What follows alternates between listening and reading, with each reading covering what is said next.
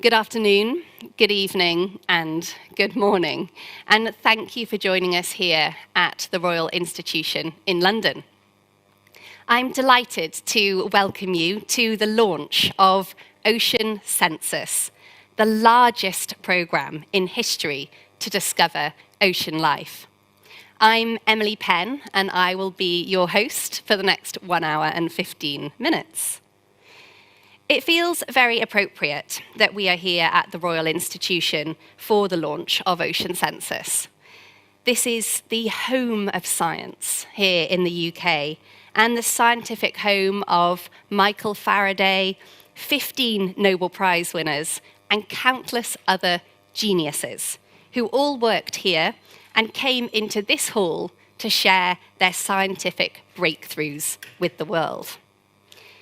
Today, we hope to inspire you with the ambition and vision of Ocean Census, and we hope that you will leave with 3 things.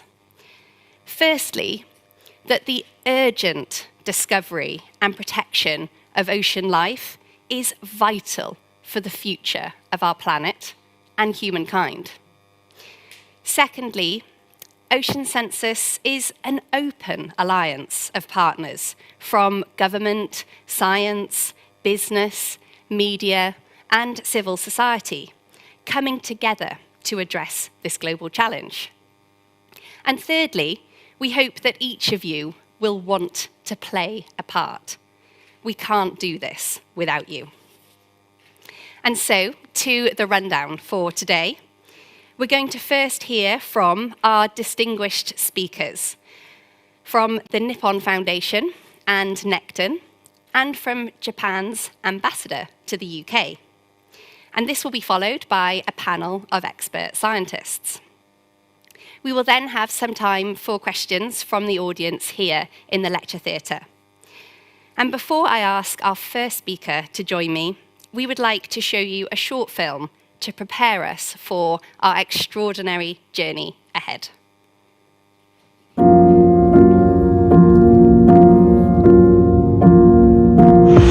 For millennia, we have sought answers to our existence. But we've been looking up when we needed to look down. Ocean life makes all life on Earth possible. It gives us air to breathe, feeds billions, regulates our climate, and is our medicine cabinet. The ocean gives us the code to life on Earth. 2 million different species exist below, and yet we've discovered only a fraction. We can't protect what we don't know exists. But that is changing fast. Technology now allows us to explore the furthest reaches of the ocean, from the surface to the crushing depths, more than 10,000 meters below. Combining revolutions in imaging, sequencing, and machine learning, which enable the greatest ever discovery of ocean life at speed and at scale, transforming our knowledge of life on Earth. Let's take the next giant leap together to discover life, discover knowledge, and discover our future. Ocean Census. Join the mission.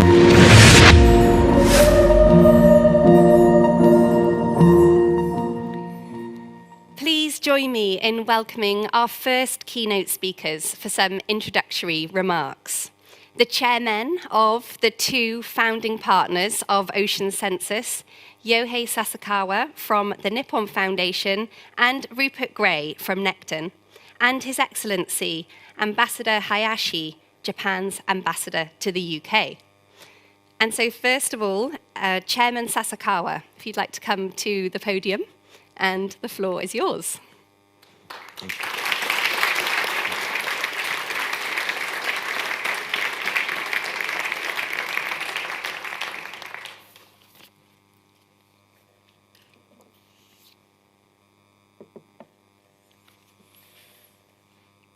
Your Excellency, Mr. Hajime Hayashi, Japanese Ambassador, Mr. Rupert Gray, Chair of the Necton Foundation, and distinguished participants, it gives me great pleasure that today, together with the Necton Foundation, we are ready to embark on an ambitious mission to protect the ocean environment by unlocking the mysteries of the marine ecosystem.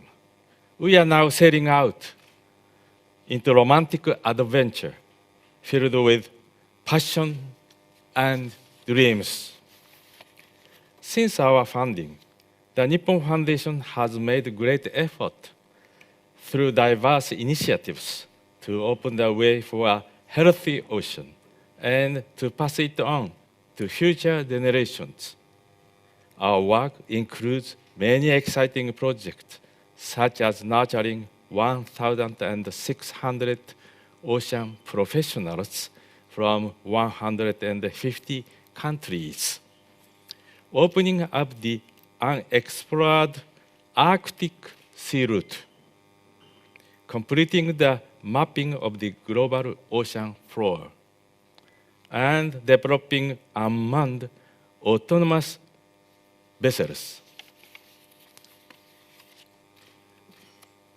I myself reading Jules Verne's 20,000 Leagues Under the Sea as a young boy. I was captivated by the wonders of the ocean, the great seabed adventure, the battle with the gigantic octopus, food I could never imagine. They are all a surprising shock to me. Particular encounters with different marine life triggered my strong curiosity toward the undiscovered ocean. My childhood desire to want to learn more about the unknown ocean and to unravel the mysteries of the ocean has grown even stronger today for an 84-year-old young boy.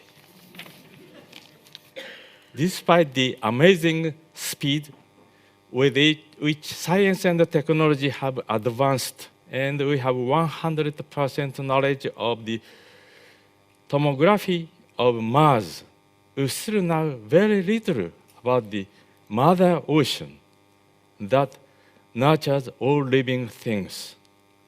As for marine organisms, it is said that we only know around 10% in total. To discover these unknown marine organisms hidden in the ocean, we present to you here today ocean sensors. May I now have your attention and watch the video you all know that long time ago. There was a legendary sea monster called Kraken. There is a theory that it is in fact a giant squid. This giant squid is close to 10 meters long and lives at a depth of 1,000 meters in the sea. Japan Broadcasting Corporation successfully filmed it.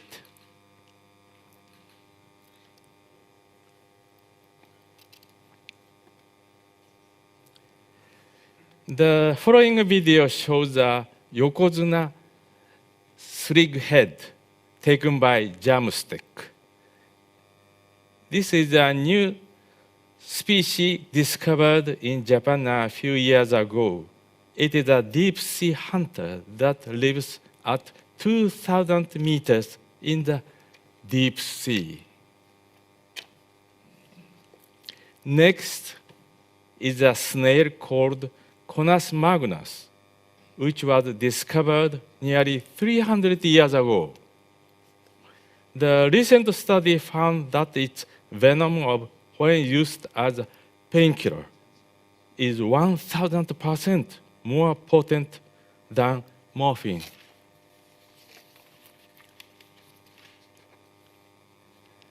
As we can see, through the discovery of living beings, that were no more than a fantasy, or these already discovered, of which new species and their characteristics have the potential to make our life more enriching. We sincerely hope that the Ocean Census Project will bring about similar exciting discoveries.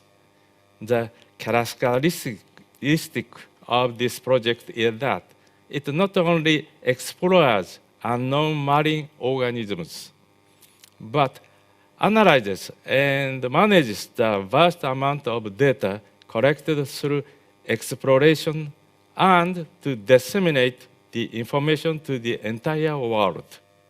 We hope that in doing so, it will lead to the preservation of biodiversity and ocean environment. As you know, the ocean covers 70% of the Earth.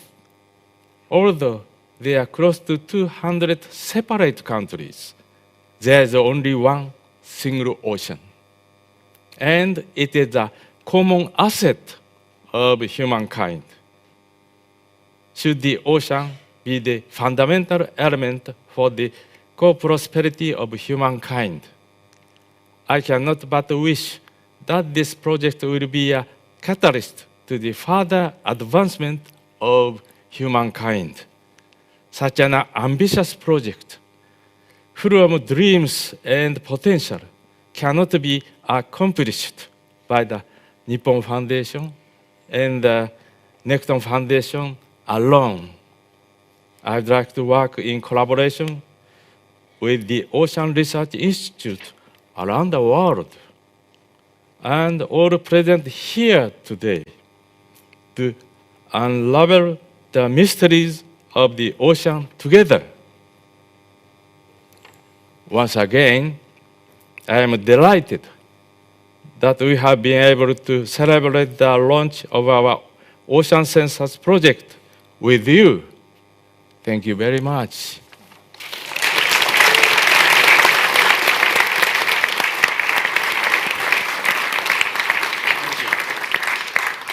Thank you very much, Chairman Sasakawa. And I would now like to invite Chairman Gray.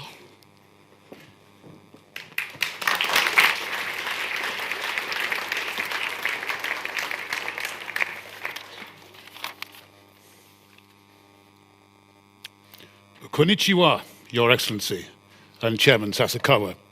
And to those of us who have a lesser command of Japanese, ladies and gentlemen, welcome as Chairman of Nekton. Chairman Sasakawa, thank you for your kind words. And I'm so pleased you paid homage to Jules Verne, who was one of the great authors of my childhood. My own conversion was less dramatic, but it had a similar impact. Sleeping in the bow net below the spar of a square-rigged barkentine crossing the Pacific in 1979, which I did every night if I could, I found myself in company with the Pacific blue-nose dolphins dancing about in the phosphorescence below. Where did they come from, I wondered, and where were they going? And it seems now, for the first time, I'm about to find out.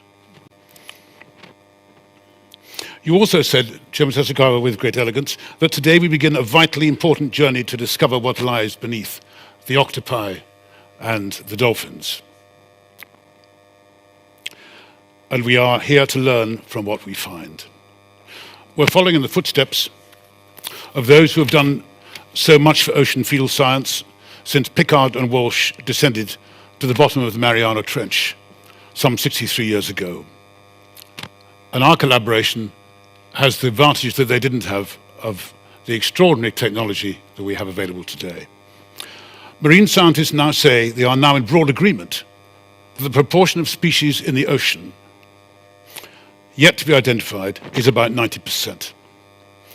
The ocean holds 4 billion years of our evolutionary heritage. And this priceless asset is now, as we all know, at grave risk. It is a significant failure in our generation's stewardship of the planet to know so little about so much. Ocean Census' objective is to redeem that failure. If, between us all, we fail in the task, humans will die. And the ocean, of course, will survive. Discovery is one thing, and exciting to be a part of, to say the least of it. But to learn from these discoveries and to share that learning with the world is equally crucial. We at Necton and at the Nippon Foundation, and many of you gathered here today, Oxford, the Natural History Museum, Monaco, Navigator, the Schmidt Ocean Institute, and RevOcean, and many others, are joining forces to do exactly that. Chairman Tasukawa, and indeed Your Excellency, there is a particular bond between us that I want to emphasize today. We both belong to and are formed by island nations. It's very striking that this initiative Ocean Census, which we have created together, springs from two maritime nations who depend on and have a long-standing love affair with the ocean. And in both cases, the ocean is inexorably linked to the heart of our respective national lives. And it is island nations who are on the front line of the problems we are about to face.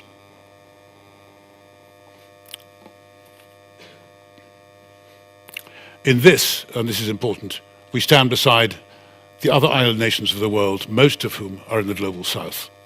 And that bond is a crucial part of our approach at Necton and Ocean Census. For we're facing into the wind, with the storms of climate change and biodiversity crisis upon us, and projected to worsen. As of now, only 17% of land and 8% of the world's oceans are protected, a number that needs to significantly improve, and fast. I'm very glad to say that I'm optimistic about this, as we all are at Necton and Ocean Census. The conversations I heard this morning before we all gathered here amongst some of the world's leading scientists in the field gave me great cause for hope, and I found very, very heartening. And I'm also glad to say that advances are being made, I was going to say by the lawyers, but that may be unfair to leave people out, in the regulation of the oceans. The 2022 Montreal Biodiversity Conference made the decision to protect 30% of our planet for the conservation of life by 2030. The United Nations Biodiversity Beyond National Jurisdiction Treaty was agreed in March this year, yet to be ratified.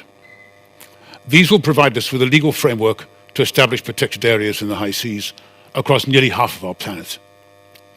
It demonstrates very clearly that multilateralism has still got a future, and we're going to need that. The discoveries which Ocean Census and others will make will enable those in government to regulate strictly the manner in which the ocean is protected and its resources managed to best advantage. I use the word enable. It will enable them, but it does not mean it's going to be certain that it will happen. That is for nation states and governments and international agencies. I pray they are up to the task. As Sir David King, formerly the government's chief scientific advisor, who may be in the audience, I haven't yet seen him this morning, has very recently said, and I quote, "Now more than ever, there is an obvious need for a full assessment of the risks of climate change to be given to the heads of government and their advisors. And yet this is still missing. It is intended that Ocean Census will contribute to that assessment." Chairman Tasukawa, the opportunity to work with your foundation towards these objectives is transformative.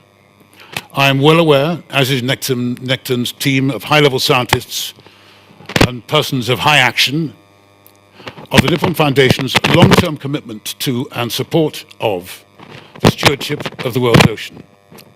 Your reputation goes before you, and we are glad, proud, and honored to join forces with you in that stewardship. Thank you.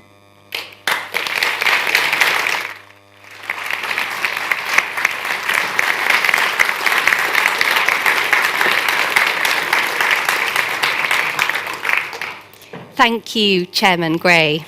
And I would now like to invite Your Excellency, Ambassador Hayashi, to take the podium.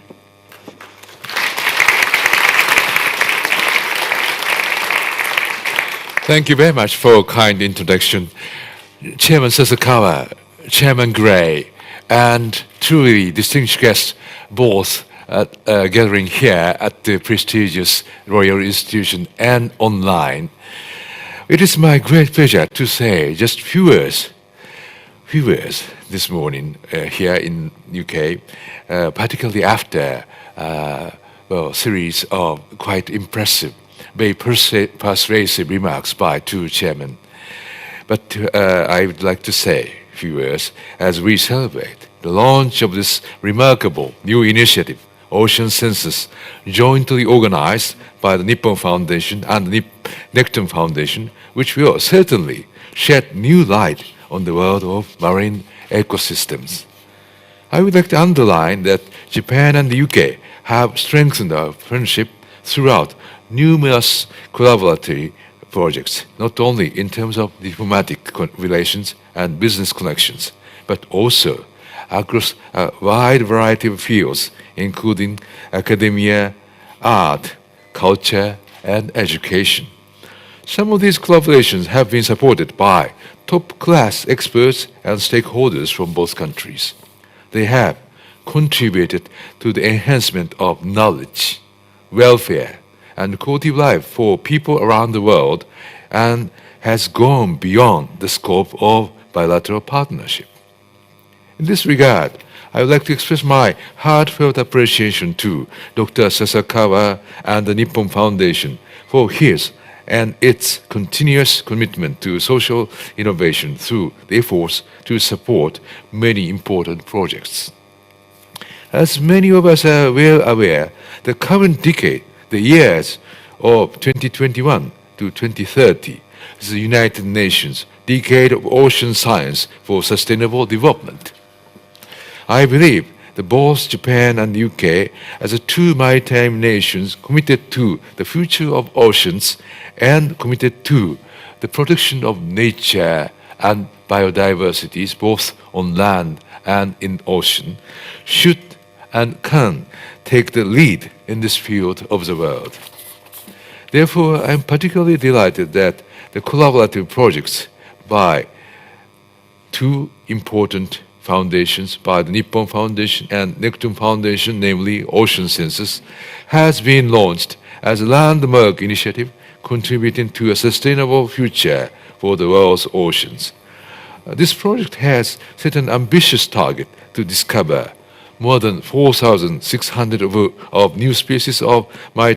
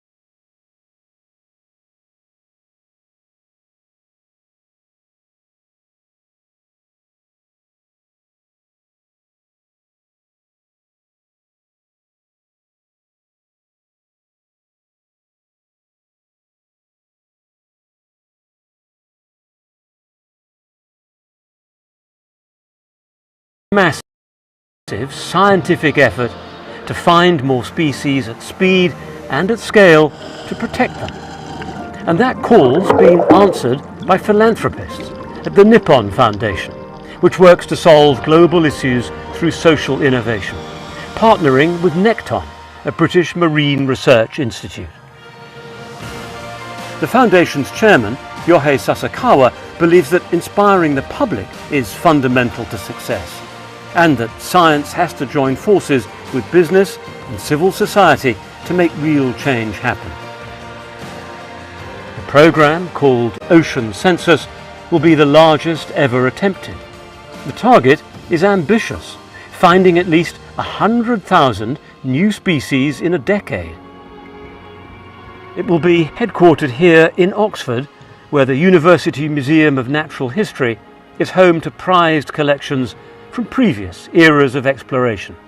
How much kind of don't we know yet about what's in the ocean? Well, we've only described about 10% of species in the ocean. So there's a hell of a lot that's waiting to be discovered. Yeah, absolutely. I mean, 90% of biodiversity is, we just haven't described, in many cases, not even seen. Professor Alex Rogers, a veteran of deep sea research, is the lead scientist. We are in a race against time. We have global warming, the ocean's losing oxygen, it's acidifying, and as a result, we're losing species.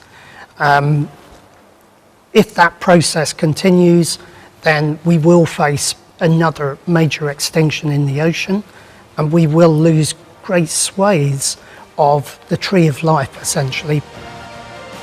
These shelves full of specimens brought to Oxford by early explorers all have tales to tell. We've got specimens here from the Challenger expedition, which are 150 years old. And each of these are the first time examples of these sponges were ever seen. It's amazing seeing the rich legacy of discoveries in the oceans in the past few centuries. These were found by Charles Darwin.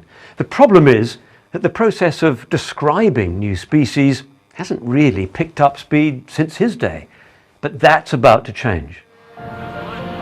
Ocean Census will launch a series of expeditions to search for marine life, partnering with philanthropic, government and commercial fleets. Scientists on board will deploy some of the world's most advanced technologies, submersibles, remotely operated vehicles and divers, as they collect samples in the most extreme environments.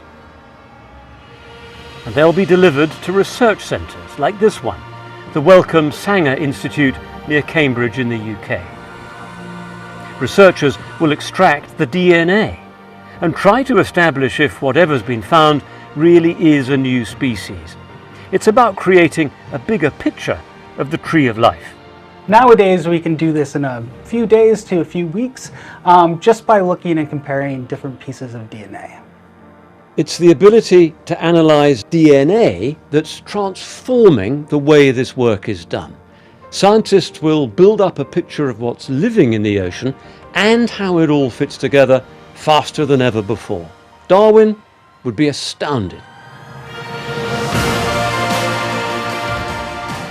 And the project isn't a one-off. The aim is to forge a global partnership and to open it to everyone. From children swimming in the shallows to leisure divers who could all become citizen scientists looking for marine life before it's lost forever. The question is, how can we actually then protect our marine environment for our children? It's kind of like a race. So we're racing against something that's been destroyed, which we don't even know what's been destroyed. If we're going to make changes to global warming, you need more than just a bit of science looking at what's in the sea. You've got to convince people to do something about it. Taking the public on a voyage of discovery to see the abundance of marine life and how it's threatened is part of the philosophy of the Ocean Census program. We need people to fall in love with the majesty and the wonder of ocean life if we're going to have any chance of protecting it. We also need to find ways for people from all walks of life to be involved. And that is going to be vital to the success of the program.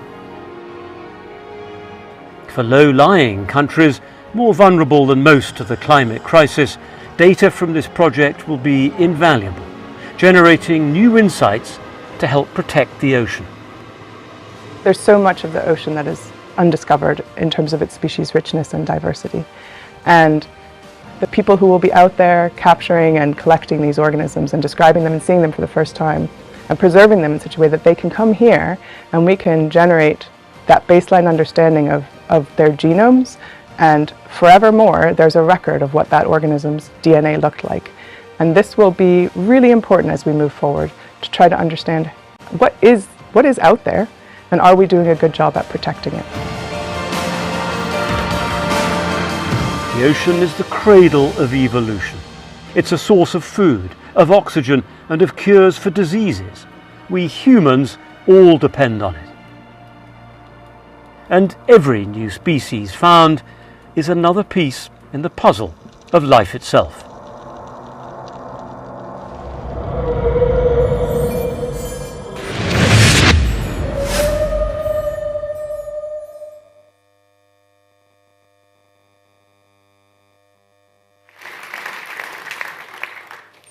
Now, please join me by welcoming our science panel. Professor Alex Rogers, Dr. Jyotika Vemani, and Dr. Hiromi Watanabe. Please join us here on stage.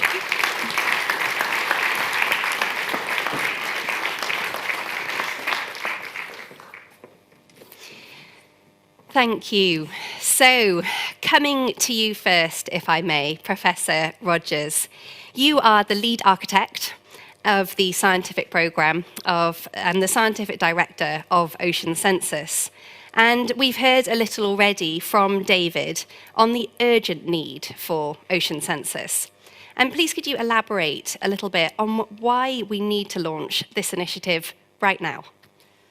Well, we currently face two crises in the ocean. There's the climate crisis, but also a biodiversity crisis. If we look at coral reefs, we've lost about half of them since 1870.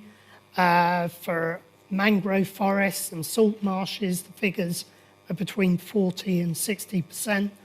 And of course, these are some of our richest habitats in terms of species. But even some of our most iconic species, if we think about things like oceanic sharks and rays, they've undergone a decline of about 71% over recent decades. And in fact, 3/4 of those oceanic sharks and rays are now threatened with extinction. So the clock really is ticking, and we are in a race against time to try and document the diversity in the ocean, not just to kind of record it, but also to try and actually change this trajectory of decline to one of recovery. Thank you. And to Dr. Vemani, I mean, firstly, thank you for the wonderful clips that we saw there from the Schmidt Ocean Institute in the film. Now, the Schmidt Ocean Institute is a major philanthropic marine research organisation and one of the major partners of Ocean Census.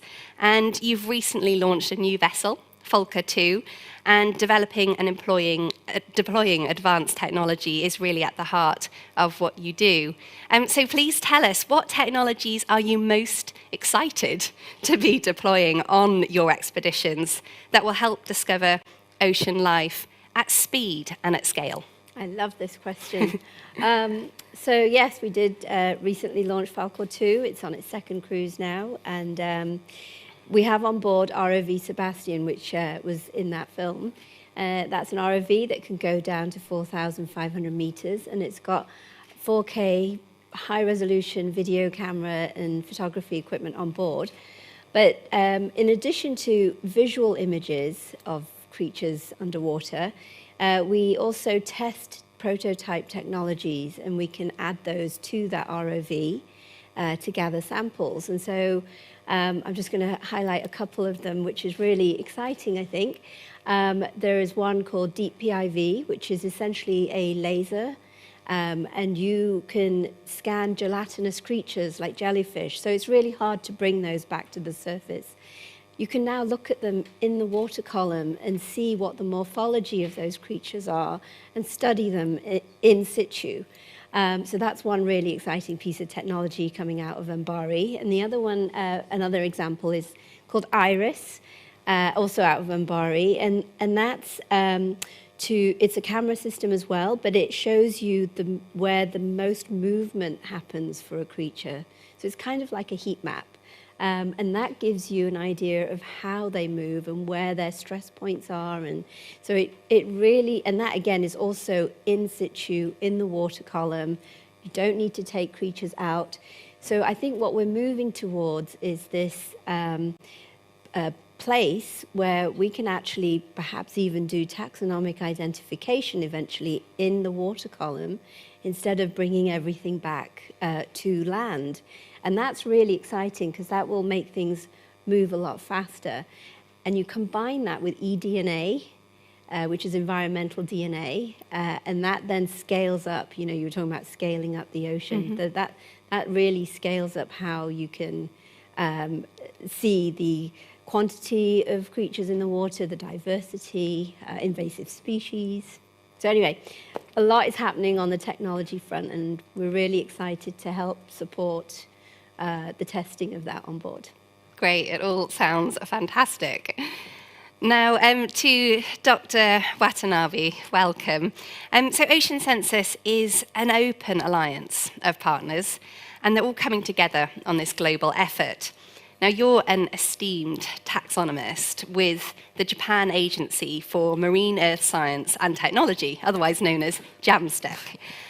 What scientific organisations and institutions would you like to see participating, and where can they all contribute the most?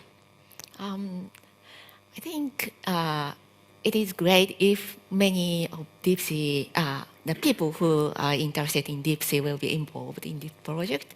So as Alex said, the coral reef may be the very important and fascinating environment in the ocean among the ocean environment, but the deep sea comprises more than the 90% of ocean. And yeah, I'm a deep sea biologist in JAMSTEC, and JAMSTEC, we operate many deep sea research facilities in the Western Pacific. And yeah, JAMSTEC will be, I hope JAMSTEC will be supported to operate this kind of facility to support the discovery of deep sea marine life in the Pacific area. It's great to have so many organisations. May I add one more Absolutely. thing? Yeah, and many people know, there are many existing deep sea biology network of deep sea biology scientists.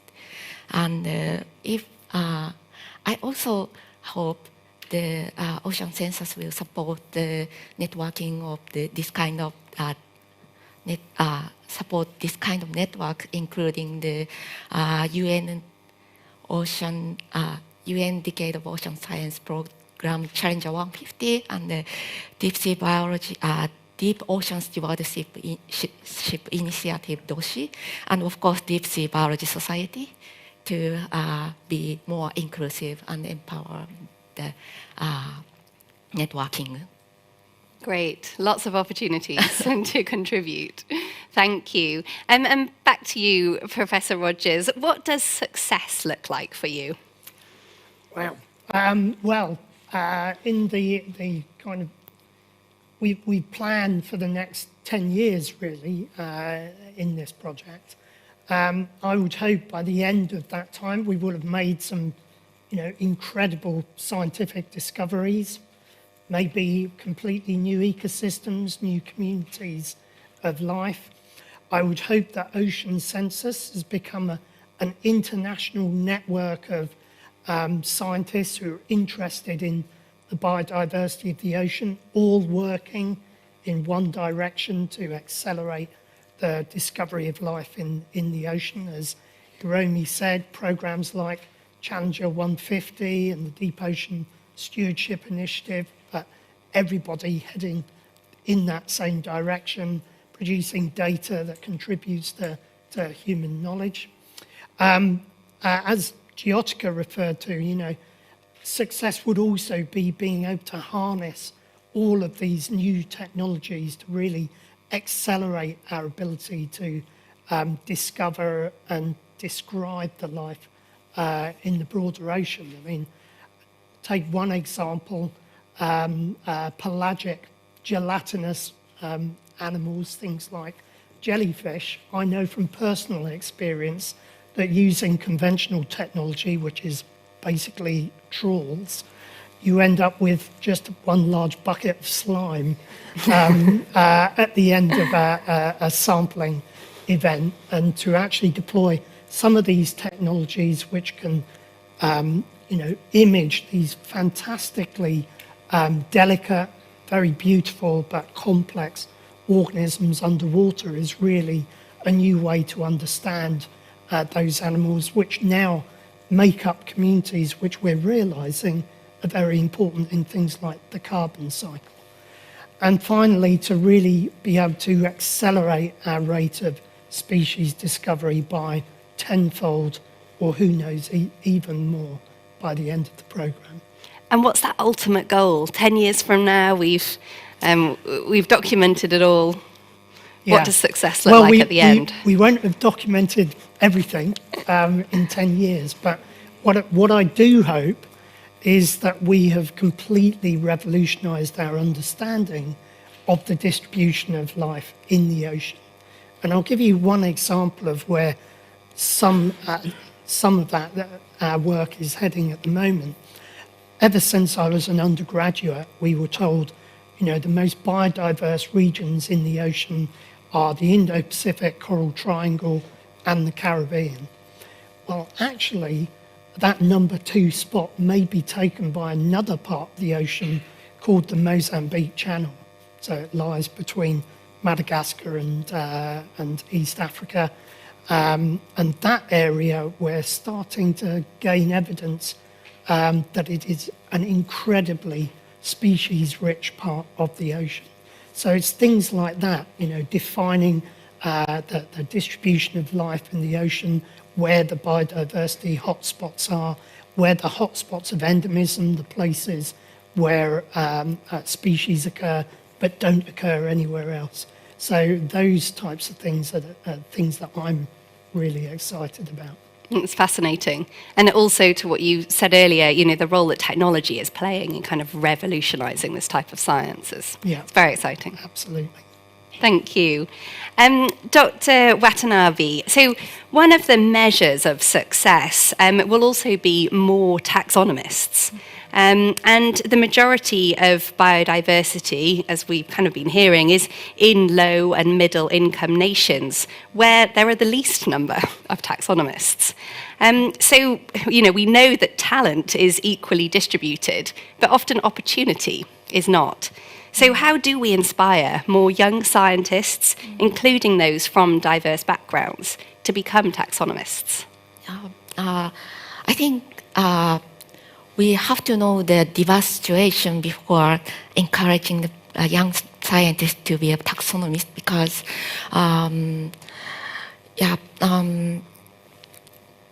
there are many countries which have no natural history museum like UK or Japan, and it's sometimes difficult to establish their career as a scientist, as a taxonomist without in the country without active history of taxonomy.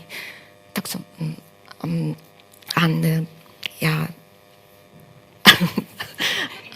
sorry, I lost some words.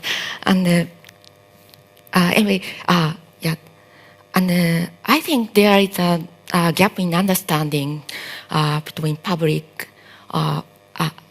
understanding of discovering a new species between public and the academic communities. Because so for public, the discovering a new species is sometimes very exciting and fascinating event. But for taxonomists, for academic people, sometimes it become a single paper, and sometimes it make and sometimes not difficult to be get a good evaluation to continue their position or absolutely promoting. So if we can fill the gap to empowerment, enhance the taxonomists to more activate in any countries, it may be very good. That will make a big difference. Yeah. Yeah. And yeah. Thank although you. I'm sorry, I couldn't explain. No, that you've done a perfect job there. And perhaps coming to Professor Rogers, sorry. Too many different words and names to remember today. And to Dr. Vamani, do you have any thoughts on how do we get young scientists, really engaged into this field, especially at the moment when it's changing and so exciting and new? Shall I go first? Yeah.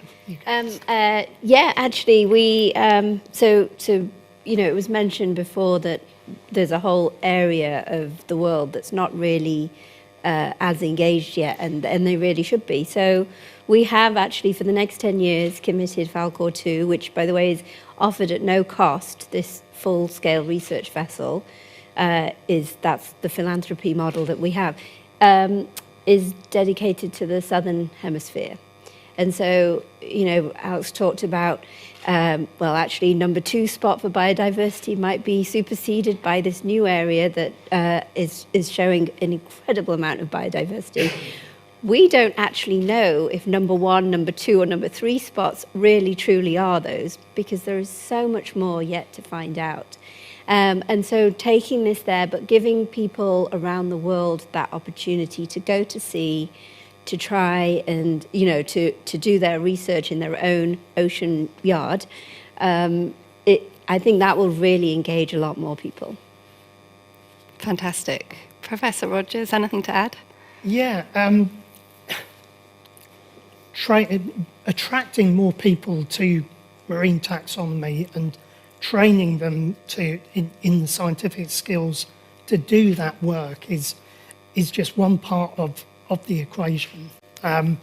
You have to create actually long-term employment for those people within their countries. And what this means is the ocean census has to kind of build value through the whole kind of biodiversity area for individual nations. So, they have to recognise how valuable that biodiversity is in terms of the services that marine life provides to those countries, whether that's fisheries, whether it's marine biotechnology. There's multiple ways in which the ocean supports us and supports everyone globally. And I think one of the tricky things for us to achieve is going to be building that biodiversity value chain so the people we train in marine biodiversity research are really valued and supported by their countries. And, building this network around ocean census is all part of that. It's not just biodiversity centres in countries like the UK or Japan or the US. It's also building biodiversity centres in low and middle income countries. It's also training the scientists that can actually sample biodiversity in their own countries, whether that be in the Mozambique Channel or elsewhere. It's also enabling those countries to have their own expertise, to have a voice in international fora like the UN. So I think ocean census actually stands to make an enormous contribution to that area. And we've thought very long and hard over the last 2 years we've been planning this project as to how to do that. Yeah, brilliant. And I think you're absolutely right. If there's no careers at the end of it, then how are we going to get those young people to join? So, yeah, interesting point. Yes. Yeah, I totally agree with Alex's statement. And yeah, networking is really important. So we need a network to mentoring and international collaboration of young scientists who is working for taxonomy. And I also would like to add to build up their career, build up a skill set to do some more, to enhance their taxonomic research with some cutting edge technologies like to reconstruct the 3D anatomical images using the micro-CT analysis or some genomic analysis like video introduced. Yeah, then they can build up their career not only as a taxonomist, but they could actually work in many fields in biology in the world. Brilliant. So, Dr. Vamani, seeing is believing. And I know you have programs running to give people that real kind of first-hand experience. And not only scientists, but also artists, fashion designers, journalists, and others who can actually come and join your expeditions. So what kind of experience do they get? Actually, we've had artists coming out with the scientists for many, many years now, and we have a collection of art. They come out and they are embedded with the science. The reason for doing it that way is not everybody's going to read a science paper. They might go to an art gallery, they might get exposed in other ways. So from there, we've now built up, we're actually partnering with Necton on this, on a program called Ocean Rising.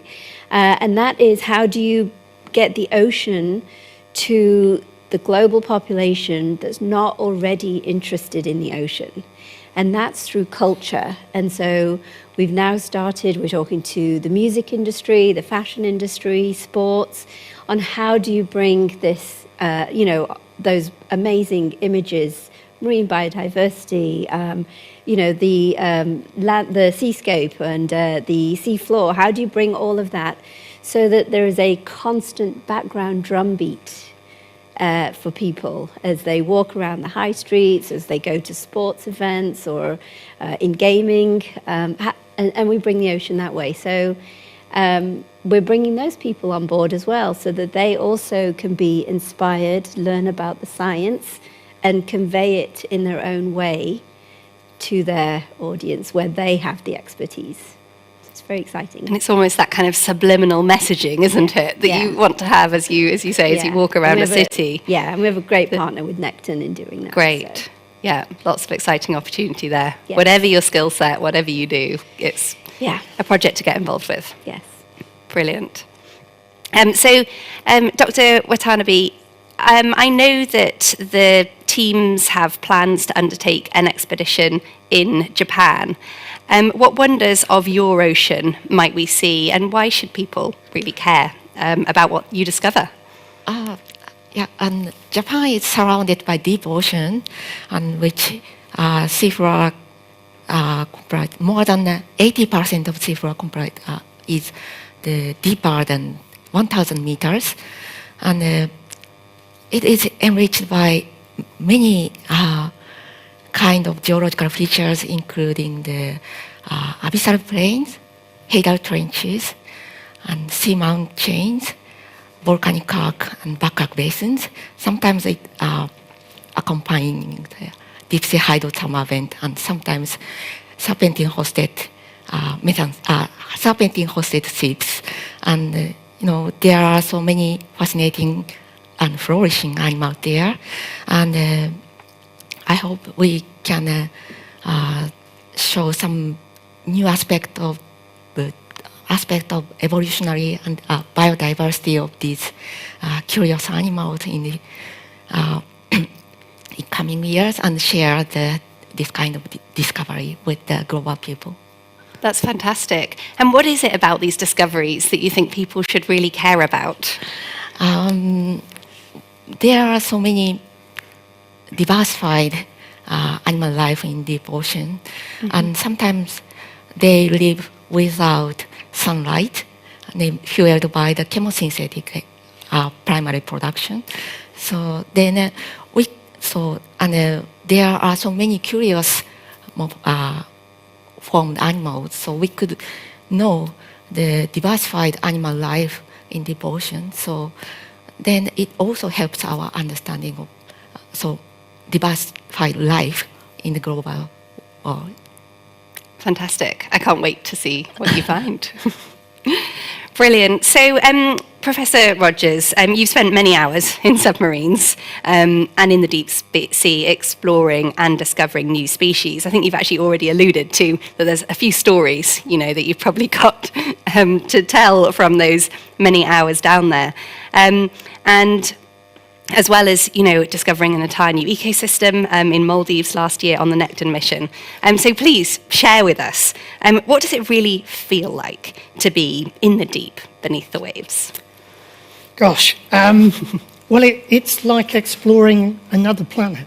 I think that's the simplest way to put it. I remember when we were in submersibles off Bermuda, and Bermuda's an island in the middle of the ocean, and underwater you get these very steep cliffs. And I just remember one moment looking up and seeing the other submersible lighting up this huge cliff with its lights, and the submarine was like this big from the distance we were at, and it was, just an absolutely inspirational moment, seeing the scale of the underwater scenery and seeing the fantastic life forms we were seeing around Bermuda. That was a big moment for me. Another one was we discovered the first deep sea hydrothermal vents in the Southern Ocean. And I never forget the moment we were diving on some of the vents which we'd discovered in a previous cruise. And as the remotely operated vehicle was descending towards the bottom, we suddenly saw in the kind of distant lights what looked like a huge pile of human skulls on the sea floor, but actually turned out to be this heaving mass of just thousands of Yeti crabs. So for those of you who don't know, Yeti crabs are these pale white, almost lobster-like animals which live around hydrothermal vents in some parts of the world. The first one that was discovered had hairy arms, hence the name Yeti crab. Our one had a hairy chest. So we nicknamed that the Hoff crab after David Hasselhoff. But what was remarkable about that trip, it was just discovery after discovery. The atmosphere on board was like being at a football match for a month long. And every single animal we found in those vents was new to science. So that I hope that conveys a little bit of the excitement of doing this type of work. I think I wasn't expecting crabs to be the answer. Maybe you can tell us about some of the majestic big creatures that you've seen down there. Yeah, well, we do get, we had some close encounters with tiger sharks in the Maldives, including one which circled the submarine as we were surfacing, and we were frantically radioing up to the swimmer, who's the chap that swims, to the submersible to hook it onto the ship, saying there's a really big shark down here. And the radio was coming back, no, you're just pulling our legs. No, there really is a big shark down. But fortunately the swimmer was okay, but boy, he crossed that distance in record time, I think, to the submersible. Oh, brilliant. Well, thank you all so much. It's fantastic to get a little insight to all of your different aspects of this project. We now have 15 minutes, and I would like to open the floor to questions. Anything that you would like to ask our wonderful panel here from the audience that are in the room. I could already see some hands going up, which is fantastic. So yes, if you do raise your hand, and then my colleagues, they'll be around to provide you with a microphone. And when you ask your question, if you could also just say your name, your organisation, and a short question. I think we'd like to start. Nigel, you just had your hand up down here. If we can get a microphone down. One for now. I can't wait to show the David Shukman film to my grandchildren this weekend. I can already hear their gasps. Nigel Windsor, I come from the citizen science world, so my question is this. How can marine citizen science organizations around the world contribute, join, or become actively involved? What's the practical process of that? Because my teams in Kenya and Oman are really interested in wanting to be part of it. To getting involved. Dr. Vamani, I think you should take that one. Actually, I just recently came across a piece of technology which is essentially collecting eDNA, and it is so easy to use that you just throw it in the water, pull it back out, and ship it back. It's in early stages, but I think by next year there'll be a possibility of having many thousands of these available that could be sent around the world. So, and it's that I think that's the missing thing. We need technology that's not expensive and super easy to use to get citizen scientists involved. And so this could go to schools, and school children can even start to gather coastal baseline data from all over the world, actually. So that's one way. Yeah, and I don't know if anyone else has other. Well, I think one thing to say is that citizen science is often kind of regarded as a sort of amateur activity, but there's a group of citizen scientists in Germany who were actually a group of people who were recording insects in their local park, and it was them that discovered a huge decline in the numbers of insects basically in Europe through their constant recording activities. So citizen science can really give us a much broader geographic scope of sampling. And people are amazingly dedicated to, discovering species and recording what life occurs around them. And I've seen it myself in my own village in Oxfordshire. Necton and Ocean Census are establishing partnerships already with organisations like PADI, the Professional Association of Diving Instructors, to harness that community of 28 million divers to start discovering and recording marine life during their dives.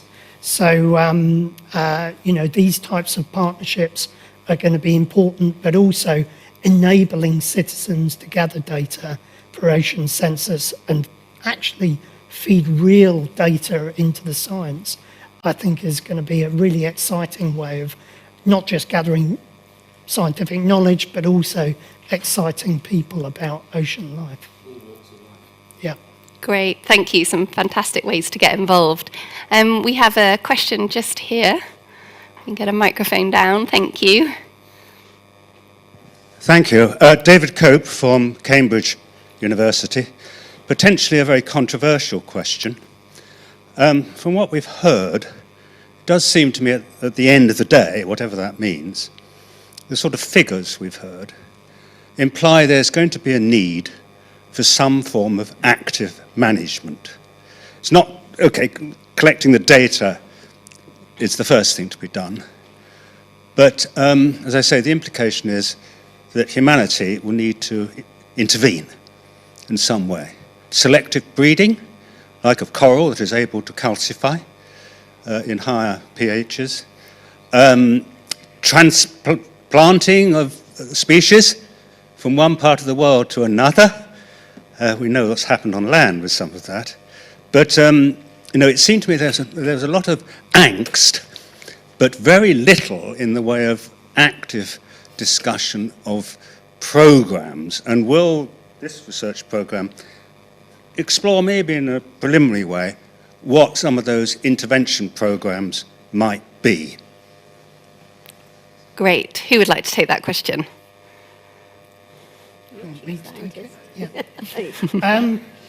I think, certainly if we just take coral reefs alone, which are probably the most threatened ecosystem on Earth, at the moment as a result of climate impact as a global threat, but also local impacts as well. I think there is really, we're at the beginnings of looking at some of these alternative ways of really improving the resilience of those systems, but also actively restoring them following impacts from, say, a mass coral bleaching event. I would certainly hope that this programme will be able to contribute to that through, well, first of all, documenting what life is there, and that's including the actual reforming corals themselves, not just near the surface, but down to what we call mesophotic reef depths, down to 150 metres. So actually understanding more about those systems, but also through collaborating with people like the Prince Albert of Monaco, the Second Foundation, and the associated institutes there, which have a major research presence in terms of coral reefs, and people like the Sanger Wellcome Institute for genome sequencing, that we actually start to really gather the knowledge that we will need if we start going down the road of genetically modified organisms, for example, to improve the resilience of the corals themselves, or to look at things like transferring corals from regions where you have more extreme environments where they live, places like the Red Sea, for example, to elsewhere in the world. And to really, generate the knowledge that helps us to make those decisions and make sure that those decisions result in good outcomes and not bad outcomes. We're all aware of things like moving rabbits to Australia and the outcomes of that type of activity. But I think, the issue is that in the marine world, we're really at the infancy of things like ecosystem restoration. Tomorrow, I head up to the Arctic to a cruise there, but then we have a workshop at Rev Ocean in Norway looking at how to restore deep water coral reefs, which are not damaged so much by climate change, at least not yet, but certainly have been severely damaged by bottom trawling. And there are already some promising technologies for restoring those sorts of ecosystems. So I would certainly hope that Ocean Census will contribute to those types of solutions to some of the problems that we're seeing manifesting already today. Yes. I'd just like to add, the value of Ocean Census is huge in that the faster we at least gather the data, we can at least store it for now if the technology doesn't yet exist, as we head towards not conservation, but restoration. And that might mean bringing back certain species, but without the original DNA and data in the first place stored somewhere, that will be a non-starter. So I think getting that data is a critical part, even if the technology is not yet there, or the bioethics conversations are not yet there. Great, thank you all. Thank you, David, for that question. Anyone from over this side? Yes. If we get a microphone to this lady here. Thank you. Thank you very much. I'm very interested also in the global network. So what does the Ocean Census provide to the scientists? There are a lot of people all over the world, in museums, at universities, working on eDNA, genetics, genomics, description of species. Do you provide standards? How does the network look like? Does the network have to be established now, or is there already an idea behind? What will you do for the deep sea area where there is such a pressure at the moment and we know so little? We don't have the names of the species. And even if we have the DNA, we don't know what is the function of the species that live there. So how will you help with the project to overcome the the enormous problems we are facing in the Anthropocene, and on our background, how we change the planet.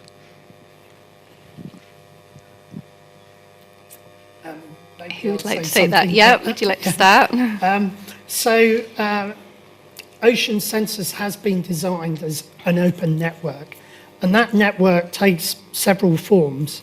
One form is obviously in the biodiversity centres, the Ocean Census biodiversity centres, which will act as centres for not just accumulating samples and doing the work, but also for training people, opening up access to sophisticated facilities that may not be available elsewhere and so on.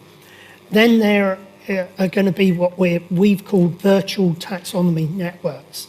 And these are going to be based on individual groups of organisms. So, for example, there will be a virtual taxonomy network on mollusks. And the idea there is to gather the community globally that's working on mollusks, get them to agree what standards they want to work towards, and really start to pull everybody together in that same direction in terms of setting those standards and working by them. And this is not just for professional scientists, it's also for the citizen scientists, taxonomists. I had a marvellous conversation in Monaco at a meeting earlier this year where it was pointed out to me that the world expert in describing whelks, which are a type of big marine snail, was a bus driver in Brussels. And it's those sorts of people that, you know, although they're doing this in their spare time, are in fact bringing huge expertise to the network to be able to accelerate our discovery of species in the ocean. For them, they may need very little extra resource to do their work, but to have them in a global network really helps to magnify the impact of their work and give them the opportunities to really contribute to the Ocean Census mission. The other area that we've spent a long time thinking about is data and data standards and data interoperability. And the intention is to design a system called the Cyber Biodiversity System, which really helps taxonomists to make sure that we gather and input the right type of data at the right level of standards, to then transmit those data to global databases like the Ocean Biodiversity Information System, and at the same time enable us to access all of that information pretty much as soon as it's entered into the system. And I think that's going to be really important for kind of upping everybody's game and levelling the playing field in terms of the quality of data that we're gathering. Thank you, Professor Robert. It's a big challenge, I think, you know, but a very important aspect of the project to enable that kind of global work collaboratively. Thank you. So we've got time for one more question. I'm a bit conscious that I've had my back this way. So yeah, perhaps in the middle here. We can. Sorry, I'm picking people that are hardest to reach with the microphone. Thank you. And Adrian Glover, based at the Natural History Museum. There's a group we run a deep sea research lab here. It's wonderful. Welcome this initiative greatly. It's fantastic. And I guess I had one sort of jokey comment to the panel, which is, don't ignore the slime. I heard that slime is of course where it's quite likely that you will find the new species and the new antibiotics and the new anti-cancer drugs. So do consider that in our search for the tiger shark. I think you answered that very nicely, Professor Rogers, with your enthusiasm for the deep sea crabs. I just had one, I guess, a comment which you could respond to. With regards to sort of emphasis on technology, the longevity and power and usefulness of scientific information, I think, is judged really on its quality, its availability, and its usefulness. You know, and technology is there to enable that. You know, it's not the technological work on its own.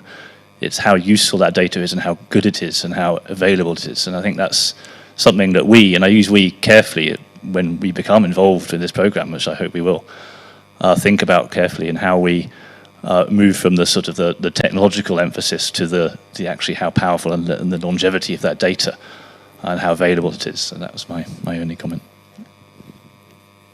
Great, thank you. Perhaps Dr. Bhamani, do you want to take that one? The connection between technology and data? It was a comment or a question? Yeah, I think it was a comment. I think it was a comment to respond to. Right? Yes. So anything you'd like to add on that theme? Yeah, so I mean, Alex talked about getting things standardized. I know there are other programs that are also looking at marine, bigger programs as well. You mentioned a few. There's Marine Life 2030, there's MBON and OBIS. So a lot is going on under the umbrella of the UN Ocean Decade as well. But the technology, you're absolutely right. You need to have that end stream of the data, kind of like you talked about, knowing where the taxonomist's jobs are going to continue. So I think as technology gets developed, it's going to be really great to have these standards in place. So those who are developing it know ahead of time, this is what our end goal is and where the data is going to go. Not, let's have this new technology, if you build it, everyone will come, but there's got to be that flow through to the end. So I very much agree with your comment of keeping that in line. I don't know if that, I made a question out of it. Wonderful. Well, thank you all so much. Big thanks to our expert panel here and to all of you for your fantastic questions. And also a big thank you to our earlier speakers, Yohei Sasakawa, to Rupert Gray, and to Your Excellency Ambassador Hayashi. Thank you all for being here today. And for all of you around the world who have joined this broadcast, thank you for tuning in too. We hope that you will all join us on this mission. It requires a colossal global effort, and every one of us has a role to play. Thank you again for joining us.